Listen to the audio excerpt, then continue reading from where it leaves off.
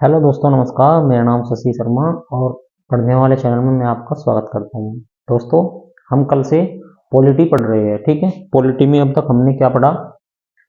भारतीय संविधान की पृष्ठभूमि के बारे में हमने उसमें चर्चा की। ठीक है, कैसे कैसे भारतीय संविधान अस्तित्व में आया और इसकी संविधान सभा ने क्या क्या महत्वपूर्ण कार्य किए। ठीक है, जैसे कि आपको पता है, मैंने कल बताया था कि संविधान सभा के दो महत्वपूर्ण कार्य थे। एक तो संविधान का निर्माण करना, ठीक है। दूसरा क्या था? विधायिका का पालन करना। यानी कि संविधान निर्माण के साथ साथ उनको अस्थायी तौर पर भारत का जो प्रशासन था ना, उसके भी भारत की मतलब एक अस्थायी संसद का इनको अधिकार दिया गया। ठीक है, तो उसमें रहते हुए इन्होंने कुछ निम्नलिखित कार्य भी किए। ठीक है, जैसे जैसे उन्होंने 22 जुलाई को 22 जुलाई 1947 को क्या किया? राष्ट्रीय झंडे को अपनाया। ठीक है, भारत का राष्ट्रीय झंडा होगा 22 जुलाई 1947 में। ठीक है, मई 1949 में इन्होंने क्या किया? राष्ट्रमंडल में भारत की सदस्यता का सत्यापन किया। ठीक है, यानी कि राष्ट्रमंडल में संविधान सभा ने क्या किया? भारत की सदस्यता ग्रहण की। ठीक है, क्या हुआ? भारत की सदस्यता का सत्यापन। भारत की सदस्यता का सत्यापन। ठीक है, यह वेरीफाई किया कब? मई 1949 यानी कि मई 1949 में। 24 जनवरी को क्या किया? 24 जनवरी 1950 को राष्ट्रीय गान अपनाया। ठीक है, राष्ट्रीय गान। और 24 जनवरी 1950 को ही राष्ट्रीय गीत अपनाया। ठीक है, राष्ट्रीय गीत क्या है? वंदे मातरम। ठीक है, ये बंकिम चंद्र चटर्जी ने लिखा था। इनकी आनंद मुक्त पुस्तक से इसको ग्रहण किया गया है। और राष्ट्रीय गान किसने लिखा था? रविंद्रनाथ टैगोर ने। ठीक है, तो ये हुआ। अच्छा, संविधान को बनाने में कितना समय लगा? संविधान बनाने में ना 2 वर्ष 11 माह और 18 दिन का समय लगा। ठीक है, और इस पर कितना धन खर्च हुआ? लगभग कितना? 64 लाख रुपए। लगभग 63-64 लाख रुपए इस पे खर्च किए गए। ठीक है, और कुल 114 दिन, कुल 141 बैठकें हुई। क्या भाई? टोटल कितनी हुई? 141 बैठकें। अच्छा, संविधान का जो निर्माण किया गया था ना, उसको ना कुछ समितियों में विभाजित किया गया था। ठीक है भाई, सबको अपना अपना काम दिया गया था कि आपको ये काम करना है, आपको ये करना है। ठीक है, तो उसमें मतलब इसको कई जितनी समितियां थी उसमें कुछ बड़ी समितियां थी, कुछ उसमें छोटी समितियां थी। छोटी समितियों का काम था प्रांतीय व्यवस्था देखना, और बड़ी समिति थी जो वे संघ निर्माण से संबंधित। ठीक है, अब जैसे कि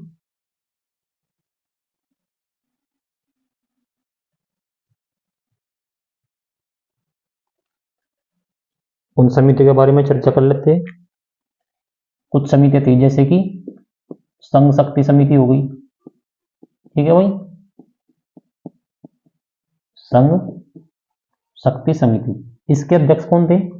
इसके अध्यक्ष थे पंडित जवाहरलाल नेहरू।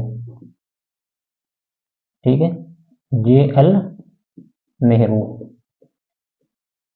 ठीक है, संघीय संविधान समिति होगी, जैसे संघीय संविधान समिति। इसके भी कौन थे? JL नेहरू थे। ठीक है, अच्छा, संचालन समिति। संचालन समिति आ गई, इसके कौन थे? राजेंद्र प्रसाद हो गई। तो कुल मिलाकर कुछ ऐसी छोटी छोटी कुछ समितियां इनमें बनाई गई थी। सबको उनका अपना अपना कार्यभार सौंपा गया था कि आपको ये करना है, आपको ये करना है। और उन समितियों से कुल मिलाकर क्या किया गया था, उन समितियों के आधार पर एक जो समिति बनाई गई थी वो क्या थी, प्रारूप समिति। प्रारूप समिति ये सबसे महत्वपूर्ण समिति ये थी, ठीक है। इसके अध्यक्ष कौन थे, बी आर अम्बेडकर, ठीक है। इसके जो अध्यक्ष थे वो कौन थे, B R Ambedkar. B R Ambedkar को भारतीय संविधान का क्या कहा जाता है, शिल्पकार, ठीक है। या इनको आधुनिक मनु की संज्ञा भी दी गई है, आधुनिक मनु भी कहा जाता है। क्यों, क्योंकि इन्होंने संविधान, कहा जाता है कि इनके द्वारा ही भारतीय संविधान की व्याख्या हुई और इसका इन्होंने निर्माण किया, ठीक है। लेकिन हालांकि बात तो ये है कि अंबेडकर जी उसमें क्या थे, उनके अध्यक्ष थे। कुल मिलाकर प्रारूप समिति में 7 सदस्य थे, ठीक है। कितने थे भाई, 7 थे। अच्छा वे कौन कौन थे, जैसे अंबेडकर तो क्या हो गए, उसके अध्यक्ष हो गए, ये तो क्या थे, अध्यक्ष, ठीक है।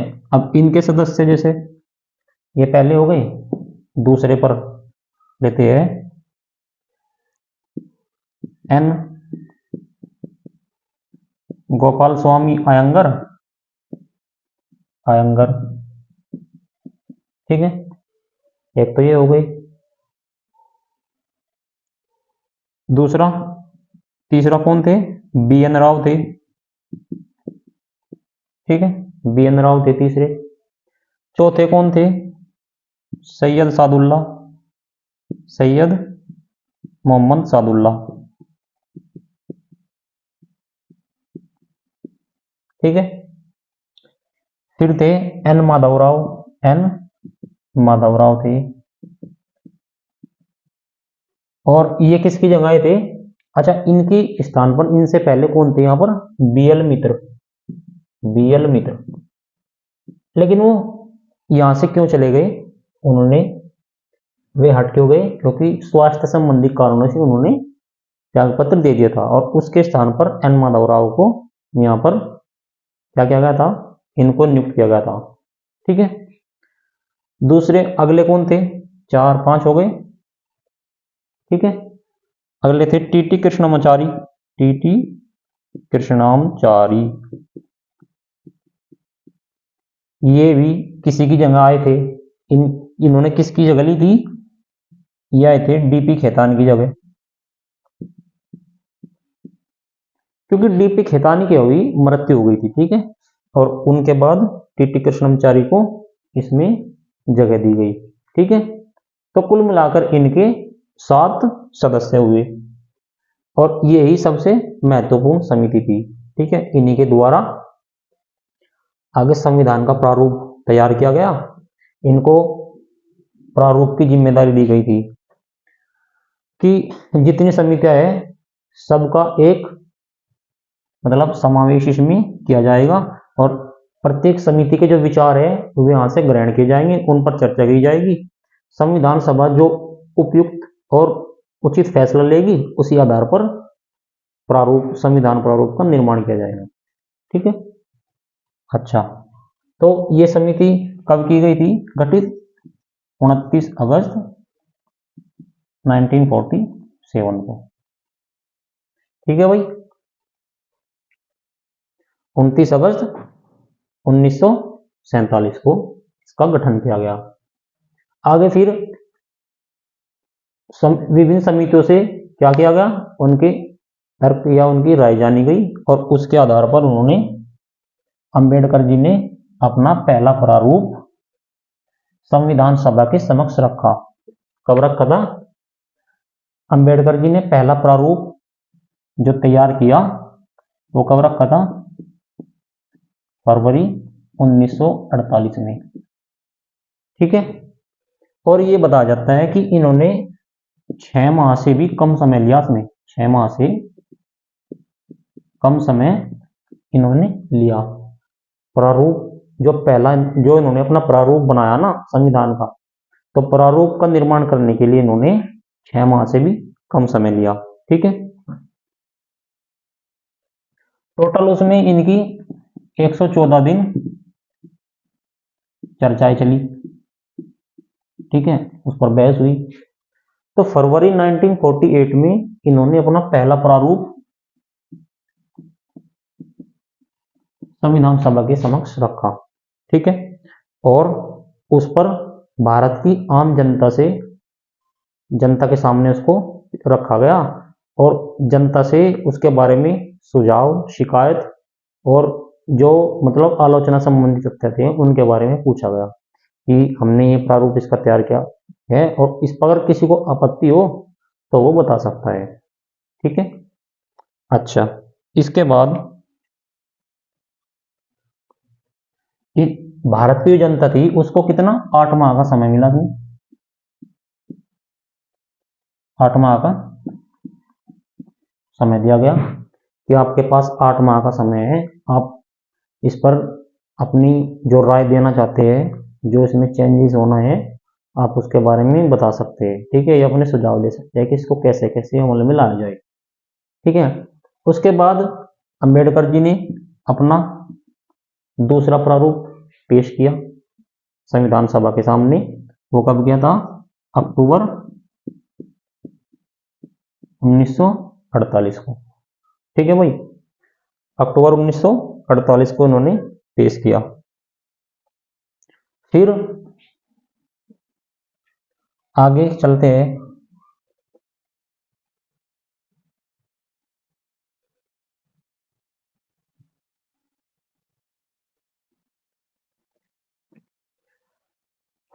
आखिरी में इन्होंने तीसरा जो अपना प्रस्ताव पेश किया, मतलब जो 2 बार उनके उसमें दूसरी बार उन्होंने प्रस्ताव दिया था कि वह प्रारूप कुछ ऐसे ऐसे होगा, उस पर भी चर्चा की गई, ठीक है। उसमें भी जो मतलब खामियां पाई गई उन पर विचार किया गया और फिर इन्होंने तीसरी बार प्रारूप का जो प्रस्ताव था सभा के समक्ष रखा। कब? 4 नवंबर 1948, ठीक है। और ये जो चला ना, ये 15 अक्टूबर 1949 तक इसकी प्रक्रिया चली, ठीक है। इस दौरान संविधान को पहली बार पढ़ा गया, पहले पढ़ा नहीं गया था पूरा, इस बार इन्होंने पहली बार पढ़ा इसको, ठीक है, पहली बार पढ़ा। और क्या हुआ? खंडवार इस पर चर्चा की गई इस बार, ठीक है। एक बार की भाई ऐसे ऐसे होगा, संचालन समिति ये हो गई और जैसे मौलिक अधिकार हो गए, सभी पर मतलब इन्होंने सभी बिंदु अनुसार इन्होंने इसको पढ़ा, ठीक है। प्रत्येक खंड की फिर बाद में चर्चा की गई कि कहाँ कहाँ क्या बदलाव होना चाहिए क्या नहीं, ठीक है। तो ये कब तक चला? 15 अक्टूबर 1949 तक। अच्छा, इसमें कुछ मतलब प्रस्ताव आए, प्रस्ताव कम से कम कितने थे? लगभग 7653 इसमें सुझाव आए कि इतनी इसमें चेंजेस होने चाहिए, कितने? 7653, लेकिन कुल मिलाकर 2600 या 2643 के समथिंग इसमें परिवर्तन किया गया, ठीक है, कि कुल मिलाकर केवल इतने ही उपयुक्त पाए गए और इसी पर चर्चा होनी चाहिए और यही इसमें चेंज किए जाए, ठीक है भाई। चलो आगे बढ़ते हैं।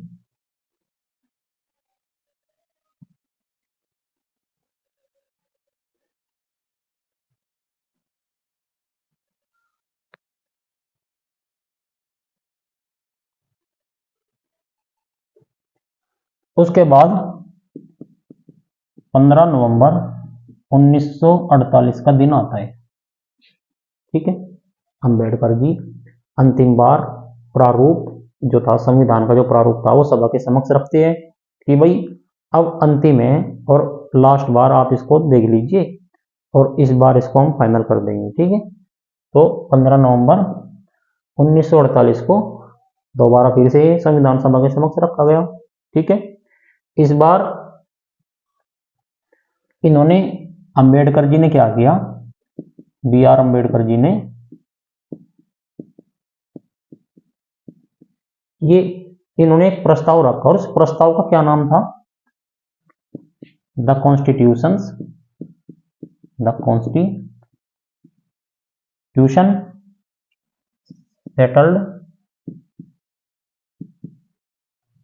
Settled by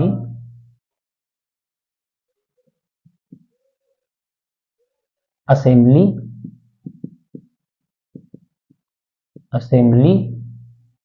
be passed. ठीक है, तो ये इन्होंने ये प्रस्ताव रखा कि विधानसभा द्वारा इस संविधान को पारित किया जाए अंत में। कब? 15 नवंबर 1948 को।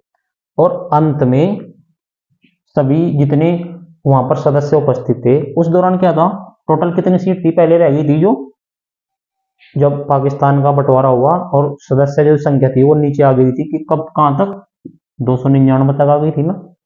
लेकिन उस दौरान उस दिन जब संविधान को अंगीकार किया जाना था,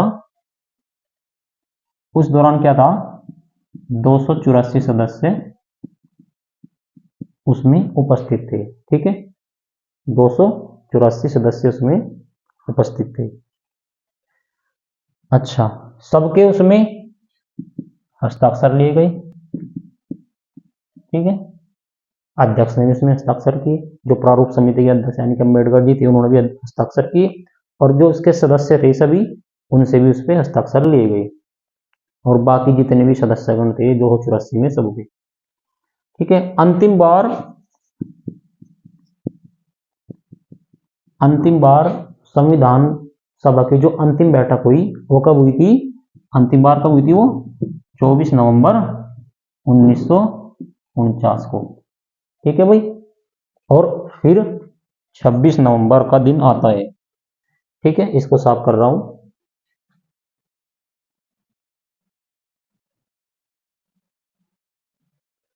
फिर आता है 26 नवंबर 1949 का दिन। ठीक है भाई, इस दिन संविधान के कुछ अनुच्छेदों को पास कर दिया जाता है। ठीक है, कुछ अनुच्छेद किससे संबंधित थे? जैसे चुनाव, ठीक है, तदर्थ संसद समिति यानी कि संसद होनी चाहिए, और नागरिकता से संबंधित है कुछ। ठीक है, कुछ मूलभूत जो मतलब अनुच्छेद थे उनको लागू कर दिया गया। कब? 26 नवंबर 1949 के दिन। और इस दिन भारतीय जनता ने संविधान को अंगीकार यानी कि स्वीकार किया और खुद पर सौंपा। ठीक है, तो कुल मिलाकर कुछ अनुच्छेद, जैसे अनुच्छेद 5, 6, 7, ठीक है, 9, कुछ ऐसे ही थे, 60 हो गया, 324, ठीक है, 324, 366 हो गया, 367, ऐसे ही आदि आदि। ठीक है, 380 हो गया, और 388 भी था। ठीक है भाई, 391, 392 और 393। तो कुल मिलाकर कुछ ये अनुच्छेद थे, इनको उस समय क्या किया? लागू किया गया। और जो बाकी के जो अनुच्छेद रह गए थे उनको कब किया गया पूरा? उनको किया गया 26 जनवरी 1950 को। ठीक है, 24 जनवरी 1950 को संविधान सभा के सभी सदस्य अंतिम बार एक दूसरे से मिलते हैं। ठीक है, और फिर आता है क्या? 26 जनवरी 1950 का दिन। इस दिन संपूर्ण संविधान भारत में लागू कर दिया जाता है। ठीक है, और भारत क्या बन जाता है? भारत क्या बन जाता है? क्या बन जाता है? गणतंत्र, लोकतांत्रिक गणतंत्र भारत में स्थापित हो जाता है। ठीक है,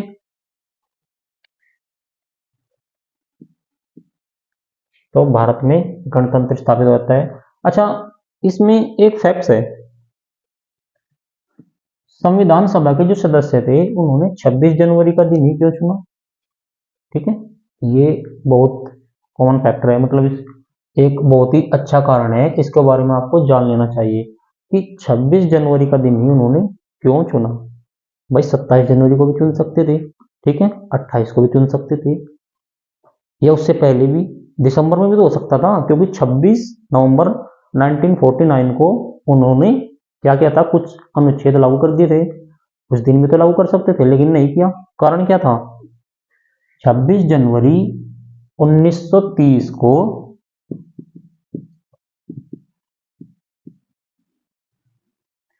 राष्ट्रीय कांग्रेस ने क्या किया था? पूर्ण स्वराज घोषित कर दिया था। ठीक है, पूर्ण स्वराज देश में घोषित कर दिया था। लाहौर अधिवेशन में उन्होंने इसकी घोषणा की थी। तो ये ही दिन इन्होंने उपयोग में लिया। ठीक है, तो ये कारण था 26 जनवरी 1950 को संपूर्ण संविधान भारत में लागू करने का। ठीक है दोस्तों, अच्छा आगे बढ़ते हैं।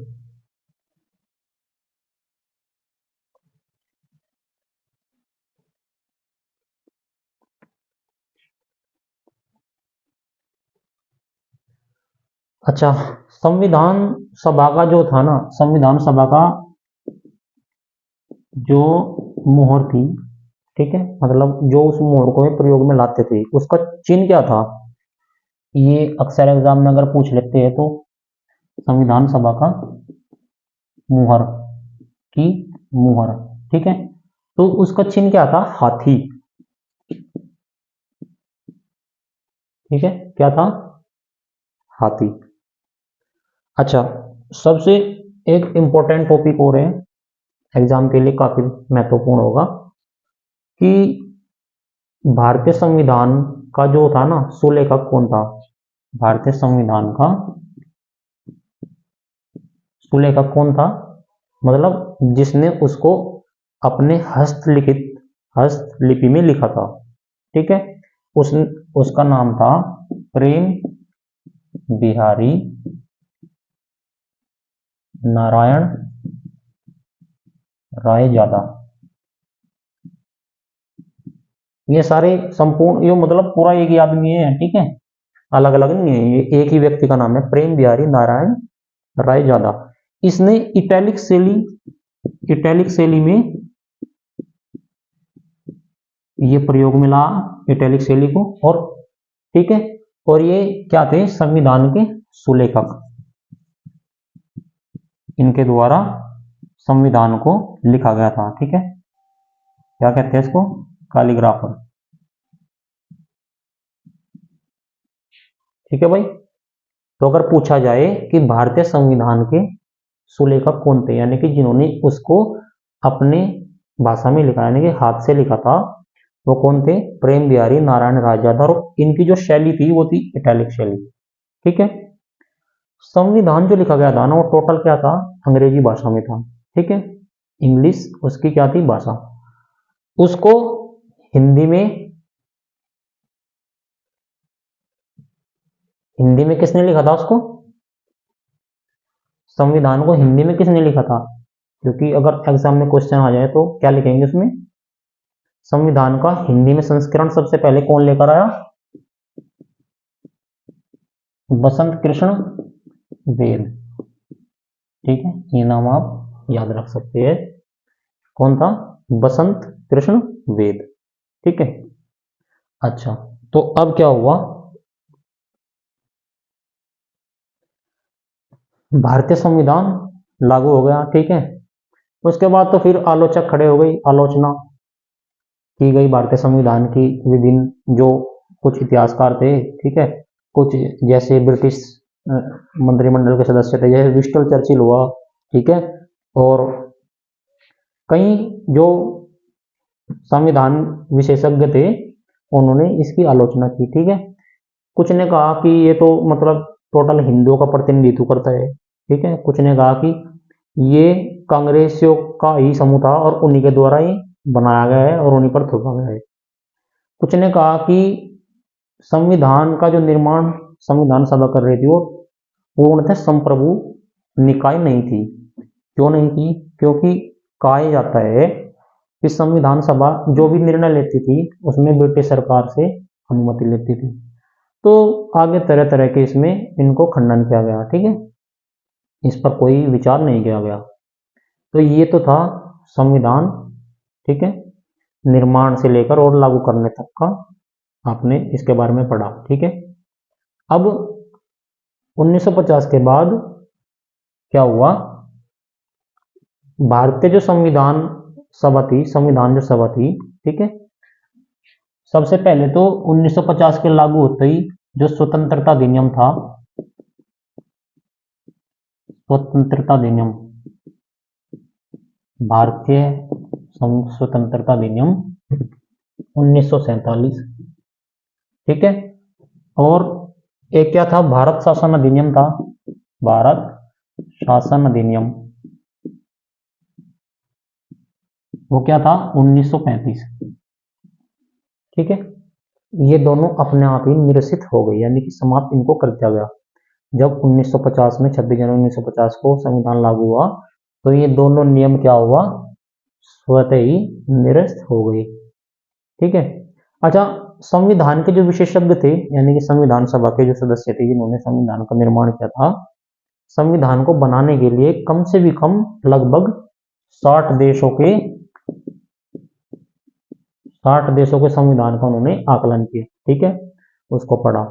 तो हम ये कह सकते हैं कि भारतीय संविधान क्या है, विभिन्न देशों से लिया गया एक मिश्रित रूप है, ठीक है, जो कि आंशिक लचीला और आंशिक कठोर है, और सबसे लंबा संविधान है, ठीक है, भारत का सबसे लिखित और सबसे विस्तृत संविधान किसका है, भारत का, ठीक है।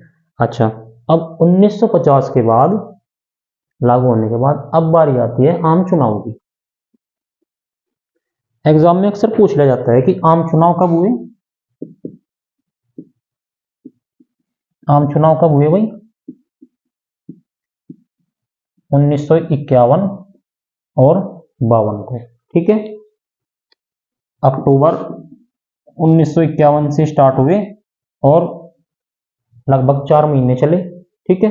अक्टूबर के बाद क्या है, नवंबर, दिसंबर, जनवरी, फरवरी, तो ये क्या चले, फरवरी 1952 तक, ठीक है। क्योंकि इसके बाद भारतीय संविधान सभा का जो विधायी रूप था वो यहाँ पर समाप्त हो जाता है इसके बाद, क्योंकि भारतीय संविधान नई संसद के मिलने तक ही अस्तित्व में रही, और जब तक नई संसद का निर्माण नहीं हुआ तब तक वो अपना कार्य करती रही, ठीक है।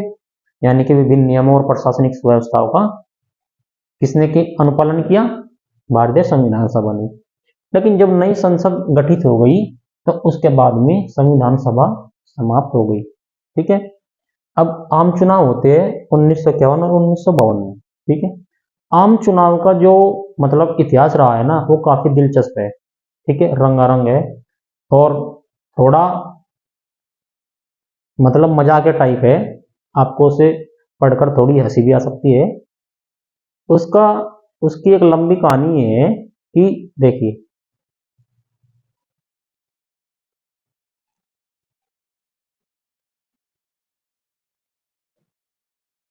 1950 में क्या हुआ, जनप्रतिनिधि अधिनियम लाया गया, ठीक है, एक अधिनियम लाया गया, क्या नाम था इसका, जनप्रतिनिधि अधिनियम, ठीक है, 1950। इसके तहत चुनाव आयोग का गठन किया गया, ठीक है, क्या किया गया, चुनाव आयोग का गठन किया गया। और चुनाव आयुक्त जो सबसे पहले बनाए गए वो कौन थे, सुकुमार सेन, सुकुमार सेन, ये क्या थे, ये भारतीय सिविल सेवा में अधिकारी रहे, ठीक है, आईसीएस थे उस समय के। इसको इसका क्या बना गया, मुख्य आयुक्त, मुख्य आयुक्त, ठीक है। तो उस समय क्या था, लोकसभा के चुनाव होने थे और प्रांतीय विधानसभाओं के भी साथ में ही चुनाव कराए जाने थे, ठीक है।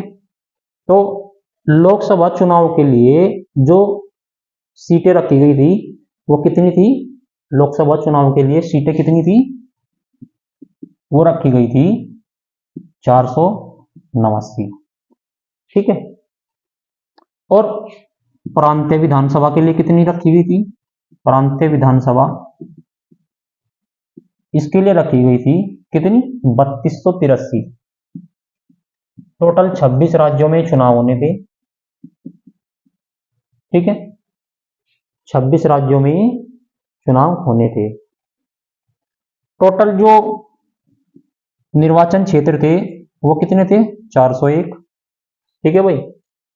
तो ये संपूर्ण भारत में ही चुनाव होने थे, ठीक है, एक ही टाइम में, यानी कि कब तक, 4 माह में, 4 महीने में ये संपूर्ण भारत में चुनाव कराए गए, ठीक है।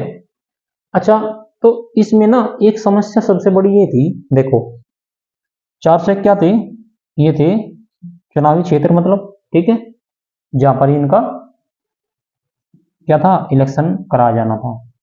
और इसमें से 2,24,000 क्या थे, मतदान केंद्र,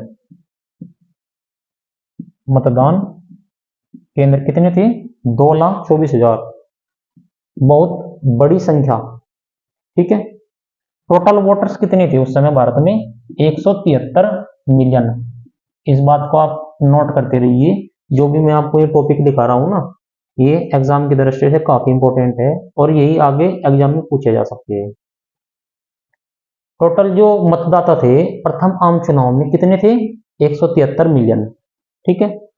प्रथम मुख्य चुनाव आयुक्त कौन थे, सुकुमार सेन, ठीक है। चुनाव और लोकसभा की उस समय कितनी सीटें थी, 489, टोटल 26 राज्यों में ये चुनाव होनी थी, ठीक है। प्रांतीय विधानसभा की सीटें कितनी थी, 3283, और 401 क्या थे, मतदान क्षेत्र थे, 2,24,000 क्या थे, मतदान केंद्र थे, ठीक है भाई। तो मतलब पूरे भारत में एक ही समय चुनाव कराना एक टेढ़ी खीर थी, ठीक है। तो सुकुमार सेन जी ने नेहरू जी से आग्रह किया कि हमें कुछ समय चाहिए, ठीक है, क्योंकि दिक्कत क्या थी, 183 मिलियन जनसंख्या में 85% जो जनता थी भारत की, 85% जो जनता थी वो अशिक्षित थी, अनपढ़ थी, ठीक है, और अधिकतर क्या थी, ग्रामीण, ठीक है। उस समय क्या था, शिक्षा का जो केवल प्रतिशत था वो केवल था 15 से 16%, ठीक है, 15 या 16% क्या था, साक्षरता दर थी, 15 से 16% केवल महज इतनी ही साक्षरता दर थी, ठीक है।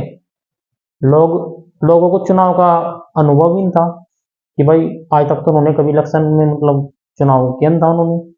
पहली बार जो चुनाव होने जा रहा था वो ये होना था, बैलेट पेपर से होना था, ठीक है, बैलेट बॉक्स बनाई जानी थी, ठीक है भाई। तो अच्छा, उसमें नागालैंड, नागालैंड में एक नागा पार्टी थी, नागा परिषद, इन्होंने तो स्पष्ट मना कर दिया कि ना तो हम चुनाव में भाग लेते, ना अपना कोई हम उम्मीदवार खड़ा करते इलेक्शन में, ठीक है। तो केवल एक यहां से इनकी मनाही रही, इन्होंने केवल संपूर्ण इस आम चुनाव का क्या किया, बहिष्कार किया। अच्छा, अब आते हैं चुनाव प्रक्रिया में। 1951,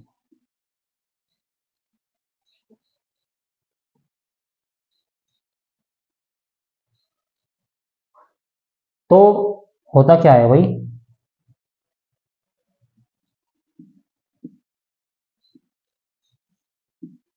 2,24,000 मतदान केंद्र थे, ठीक है, और उनकी जो बैलेट बॉक्स बनाए जाने थे ना, पहले तो आप ये जान लीजिए, प्रत्येक बैलेट जो प्रत्येक उम्मीदवार था उस समय इन्होंने ये प्रक्रिया लाई थी कि भाई जनता तो अनपढ़ है, अशिक्षित है, ठीक है, पता नहीं वोट कब और कैसे डालेगी, तो उनको कुछ तो उन्होंने ट्रेनिंग दी सबसे पहले। पर जो कांग्रेस पार्टी थी इन्होंने, और अन्य जितनी पार्टी थी उन्होंने, सबने, तो सरकार ने, चुनाव आयोग ने समझा और उसको विवेकपूर्ण उन्होंने एक निर्णय लिया। उन्होंने कहा कि प्रत्येक उम्मीदवार का एक बैलेट बॉक्स बनाया जाएगा, ठीक है, बैलेट बॉक्स बनाया जाएगा, और 2,24,000 बैलेट बॉक्स बनाए जाने थे। इसमें लगभग 8200 टन, 8200 टन स्टील का खर्चा हुआ, ठीक है, 8,200 टन स्टील उसमें लगी इनको बनाने में, डब्बे में, ठीक है, काफी टाइम हुआ। और प्रत्येक उम्मीदवार का क्या था, विभिन्न रंगों से सजा हुआ एक बैलेट बॉक्स होता था। जैसे उम्मीदवार में 5 उम्मीदवार खड़े हो गए, ठीक है, 5 उम्मीदवार खड़े हो रहे हैं, तो प्रत्येक उम्मीदवार का चुनाव चिन्ह के साथ एक बैलेट बॉक्स था। यानी कि पहले का क्या होगा, जैसे पीला कर दिया, दूसरे का कर दिया नारंगी हो गया, तो भिन्न भिन्न रंगों के अलग अलग बैलेट बॉक्स थे, जिससे जनता मतलब बोले न, ठीक है, और वे किसी असमंजस्य की स्थिति में न पड़े, ठीक है। तो उनके लिए ये सुविधा रखी गई थी। फिर चुनाव आयोग ने एक और इसमें भूमिका निभाई कि उस टाइम पे क्या था, ऑल इंडिया रेडियो था, ठीक है, उसका प्रसारण भी किया गया जनता को जागरूक करने के लिए, और उनको सबसे पहले प्रशिक्षित किया गया कि आपको चुनाव करना है, ठीक है, और ऐसे ऐसे करना है। आपको यकीन नहीं होगा, उस समय लगभग 3,000 सिनेमा घरों का भी सहारा लिया गया, ठीक है, 3,000 सिनेमा घरों का इसमें सहारा लिया गया। वहां पर एक डॉक्यूमेंट्री दिखाई गई, सभी को निःशुल्क थी सेवा, कोई भी आई, ठीक है। तो सरकार ने मतलब काफी कदम उठाए जनता को चुनाव में भाग लेने के लिए। महिलाएं तो वहां पर ऐसी थी कि क्योंकि भाई अनपढ़ जमाना था, महिलाओं ने मतलब जो नामावली थी ना, जैसे चुनाव नामावली होती है उसमें सबके नाम होते हैं, जो मतदाता होते हैं, ठीक है, और इसमें 21 वर्ष के जो वयस्क मताधिकार के आधार पर इसमें चुनाव होना था, ठीक है, जो जितने भी 21 वर्ष के थे, 21 वर्ष से ऊपर थे, तो इसमें महिलाओं का नाम हटा दिया चुनाव आयोग ने लिस्ट में से। क्यों हटा दिया, क्योंकि महिलाओं ने क्या किया, उन्होंने अपना नाम की जगह कहा कि हमें तो अपना नाम देना नहीं। भाई पुराने रीति रिवाज थे, ठीक है, तो आजकल भी ग्रामीण स्तर पर अगर आप जाएंगे तो महिलाएं काफी मतलब पारंपरिक अपनी भूमिका निभाती है, पारंपरिक जो उनकी संस्कृति है वो उसको निभाती है, ठीक है, जैसे पल्लू साड़ी इत्यादि। तो उन्होंने कहा कि हम तो अपना नाम देंगे नहीं, हमारे पिता या आप पति का नाम ले सकते हो हमारे स्थान पर, ठीक है, तो उनका तो नाम हटा दिया और पिता उनके या पति का नाम उसमें दर्ज किया गया उनकी चुनाव नामावली में। आपको यकीन नहीं होगा, 40% योग्य महिलाओं ने मतदान में भाग लिया, ठीक है, बहुत बड़ी संख्या थी ये। और अच्छा, ठीक है, इन्होंने इसमें भाग लिया। तो अब आती है पार्टी की बात। भाई एक कांग्रेस के अलावा आप ये समझिए कि केवल एक कांग्रेस ही पार्टी थी उस समय चुनाव में जिसने भाग लिया था, नहीं, उस समय 53 राजनीतिक दल थे। कितने थे, 53, ठीक है, जिसमें से कम से कम 14 जो थी वे राष्ट्रीय पार्टी थी, ठीक है, उनमें जैसे कांग्रेस हो गई, ठीक है, लेकिन एक विपक्ष भी चेहरा भी तो होना चाहिए था। तो B.R. अम्बेडकर जो थे, B.R. अम्बेडकर, भीमराव अम्बेडकर, उन्होंने एक अपनी नई पार्टी बनाई और श्यामा प्रसाद मुखर्जी उस समय क्या थे, दोनों मंत्रिमंडल का हिस्सा रहे, अंतरिम सरकार में रहे, लेकिन जब आम चुनाव आए तो सबने अपनी अलग अलग पार्टी बना ली। तो B.R. अम्बेडकर की जो पार्टी थी, B.R. अम्बेडकर की जो पार्टी थी उसका नाम था अनुसूचित अनुसूचित जाति फेडरेशन। क्या नाम था, अनुसूचित जाति फेडरेशन, लेकिन बाद में इन्होंने इसका नाम बदल दिया था और रख दिया था इसका रिपब्लिकन पार्टी, रिपब्लिकन पार्टी। इसी तरह श्यामा प्रसाद मुखर्जी की थी, श्यामा प्रसाद मुखर्जी भी अपनी एक नई पार्टी लेकर आए, उनकी पार्टी का नाम था जनसंघ,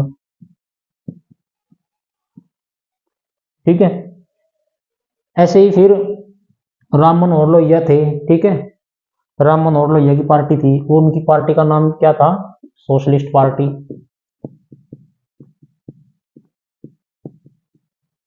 और कम्युनिस्ट पार्टी एक ये थी अलग, तो ये जो थी ना, ये जितनी मैंने पार्टी बताई ना, दो दो चार, ये चार पार्टी सब काफी महत्वपूर्ण थी। मतलब कांग्रेस के बाद में इन्हीं का ही दबदबा ज्यादा रहा। ठीक है। अच्छा, अब इलेक्शन होते हैं, ठीक है, चुनाव होते हैं, चुनाव का टाइम आता है, सबने अपना अपना प्रचार करना शुरू कर दिया।